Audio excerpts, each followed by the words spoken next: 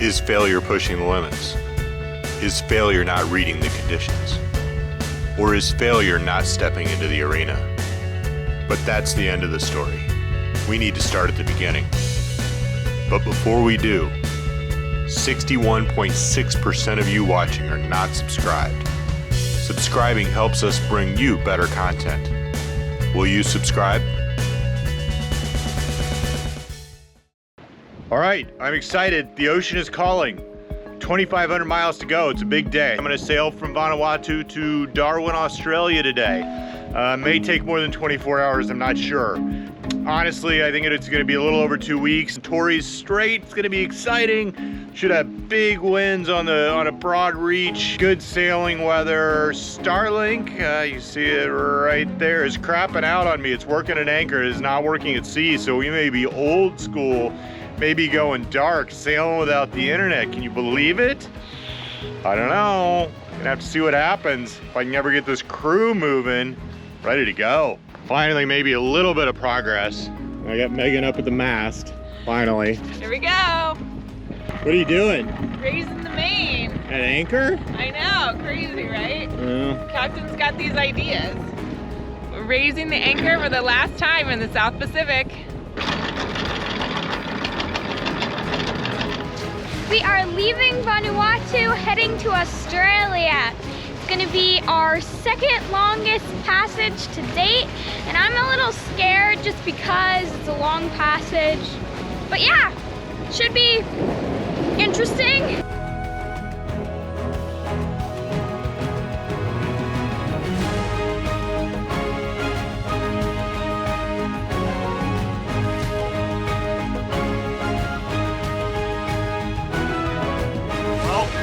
Only 2,480 miles to go.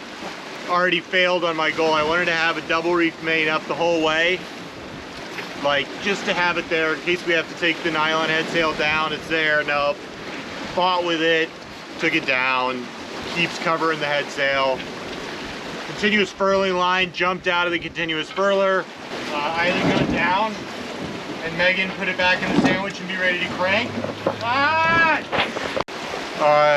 I got it back in. I think it's working, although we had a snafu with that it's not my lovely wife's fault. You might have scarred your daughter. What just happened? The line snapped On the bungee cord thing that Dad used. Is the furling line? Yeah. With the code D? So what happened was he showed signs of it yanking his arm, and so I stopped pressing down, and he got all mad at me because I was supposed to be pressing down, and he told me to press down again, and then I pressed down and then it snapped. So I totally knew. Well, it's not your fault. No. I hope this isn't an omen for the rest of the journey, but we've been underway for, I don't know, maybe an hour, and it has been nothing but complications. We had our Genoa up, our main up, then we had took the Genoa down, got the code D up, and then we were flying wing on wing with the code D in the main, and then we took the main down, just had the code D up, and now we are having some issues with our code D, and let's just say the captain is not in the highest of spirits at the moment. We're just code D sailors, that's what we are. I don't know how to sail a broad reach with two sails. It isn't just scout. Sailing a broad reach with two sails is hard. On a beam reach, when the wind is coming from the side, or 90 degrees, both sails are full and happy. And then when the wind is behind, say at 165 degrees or more, there are a number of options to have a sail on each side of the boat. But in between, say 130 and 165 degrees, the mainsail has a tendency to block or cover the head sail, causing it to flail. At this point of wind, we end up just using a head sail, which is a pretty common practice, especially on catamarans. Guess what that was? Yet another sail change. Active debates about what sailing conditions we should keep the code D up in. Look at that sail. My first mate wants us to go to Darwin, 2,475 miles away at 3 knots. I just don't know the limit, you know? These sails can handle more than I think they can. Safety first, that's my motto. Getting ready for our time in Australia, easing in with some food transitions. Meat pie. Homemade, I've been working on the pastry dough all day. Did you butcher the meat yourself too? Butchered its rabbit. I've slow cooked it over the last 8 hours. You caught it with homemade snares. No. Yeah.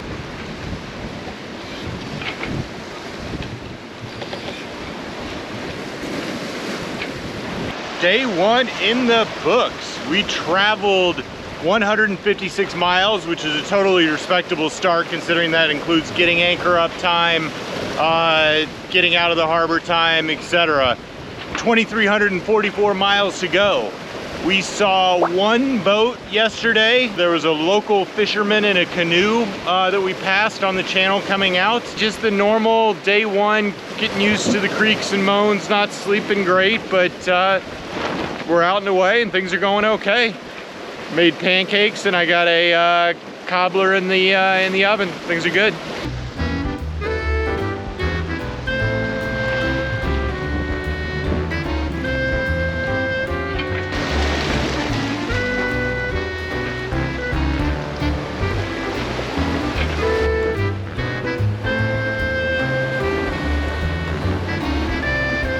Good morning. I had a great night's sleep last night. It was so calm and peaceful. The winds were light, the sea state was calm. Just woke up, got my coffee, got my pamplemousse and papaya salad for breakfast, and enjoying this beautiful day. The winds just picked up, the sea state's a bit frothy. I think we're gonna make some tracks today. Yesterday we only did 126 miles. We still have 2,218 miles to go before we get to Darwin. We saw 0 boats out here, but what we did see was 2 beautiful pilot whales. They came up from our stern and hung out around our sugar scoop for about 5 minutes, maybe a little bit longer. They were just doing little loops. They'd come up to our sugar scoop, come a little bit up to our beam, and then they'd go back and just do these circles. We think that they were feeding from maybe some squid that we were kicking up. Really a beautiful experience. You never know what you're gonna see out here. Kieran is in playing some video games. Eily's listening to a book on tape. Pretty good day to be at sea. All right, day 3 in the books. Big following seas that we expected have come. Did 160 miles yesterday. Have 2,058 still to go-ish. We got 20 to 25 knots, right at like 150, 160 on a port tack. We expect that to be the same way for most of the next week. 0 ships spotted. I just did a sail check, so we still got our code D up. We've got less than 20 apparent. I'm gonna keep that sail up, and anything less than 20 apparent, it's doing fantastic. Everything seems okay to me. Cruising along. We had a bird right up here last night. I noticed it on one of my watches. I poked it with my finger, said, hey, go away. Did not move. I had to go get a stick and not poke, but shove it off, at which point it gave an indignant caw, and then went up around and pooped on the code D. It left us another present on top of our grill. What is that, hon? Oh my God, that's gross. That is a half-digested flying fish covered in bird poop. Ew. Yeah. You might wash your hands after that. Ugh. Boobies are gross. They're kind of pretty birds, but oh my God, you do not want them on your boat.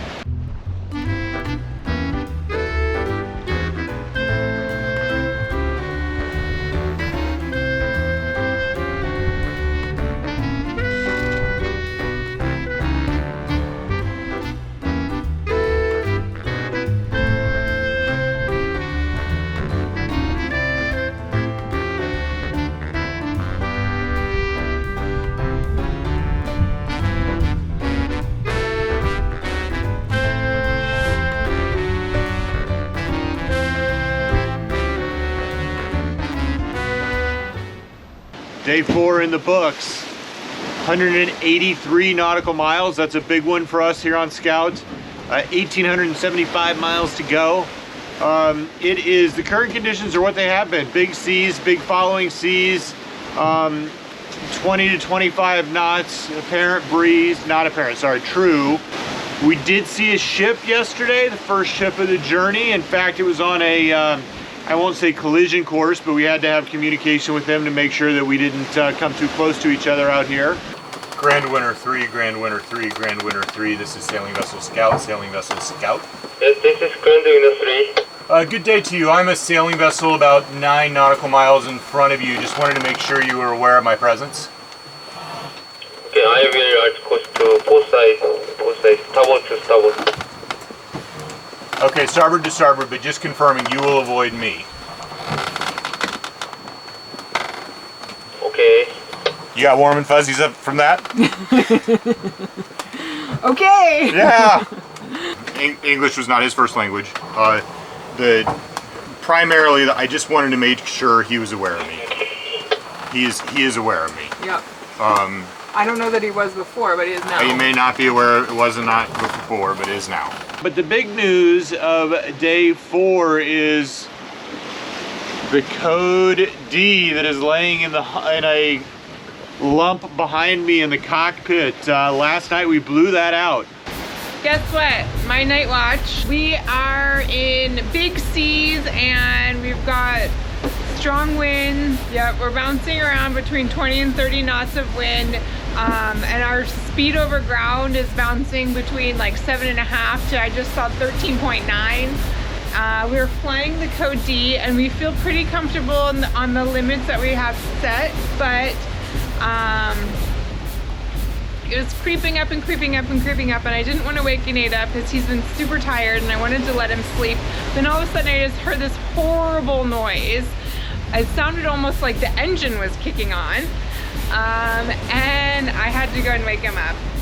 Of course, then the winds settled down to like 13, 14 knots. Don't hear that noise again. Well, they just picked up again and we heard it, and we think it was a combination of sort of slipping down the side of a big wave, really strong wind gust, and the rudder just working super, super hard and vibrating like crazy. It's not a noise that I would like to hear again. I don't know. We cannot reach the D. The D is either out or not out.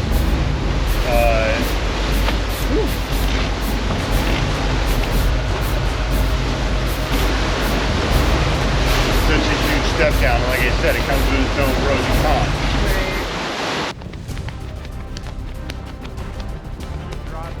There will be a time for second guessing later, but right now we've got a sail that is still attached to the boat at 3 different points, even though 90% of it is in the water. The first thing we did is loosen the halyard, which dropped the head into the water. There wasn't much sail left there, so it wasn't too hard to pull it out and attach the head to the boat. I then disconnected the halyard and secured it on a cleat. The next part was a bit harder.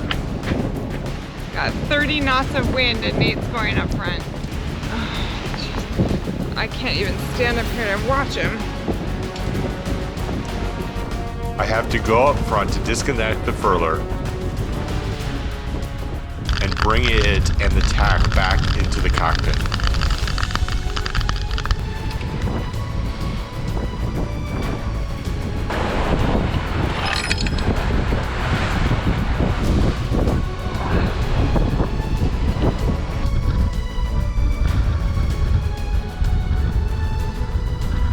There's more weight involved here as the main part of the sail is still connected, which is dragging behind us in the water.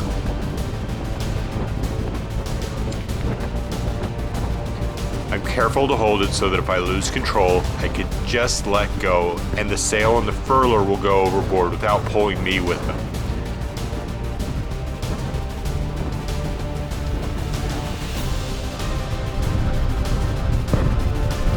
Once we have the head and the tack secured in the cockpit, we can now pull the clew in, which is still attached to the sheet. We have to use a winch to overcome the drag of the sail in the water.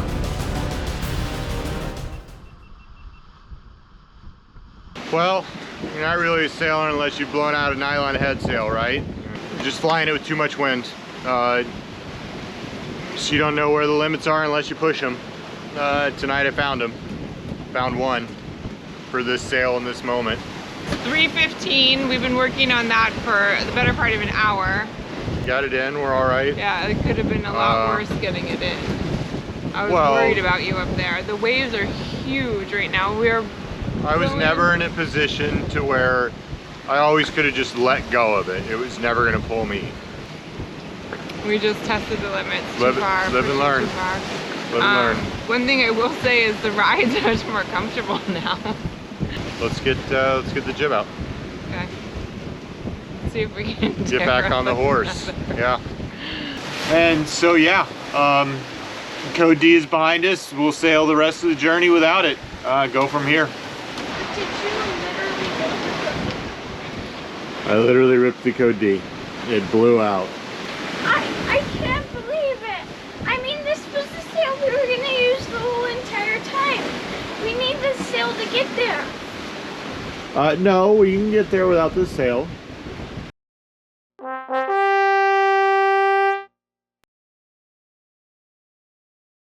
Hey everybody, I'm going to start doing what I'm going to call a now thought. Sometimes they'll be sailing related, sometimes they won't be. This week's is, it's hard for things to go right if there isn't a chance they go wrong. Like I said, I'm not claiming originality. Chaucer said nothing ventured, nothing gained 600 years ago, and the Western world has been using versions of the old Roman saying, fortune favors the bold, for over 2,000 years. This week we blew out a head sail, flying it in too much wind.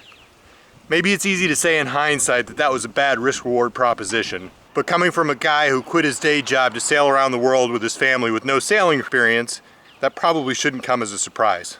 Hence this week's thought. It's hard for things to go right if there isn't a chance they go wrong. I hope you enjoyed this week's episode and join us next week as we sail through one of the trickiest straits in the world, the Torres Strait, and blow out another sail in the process. Thank you for watching.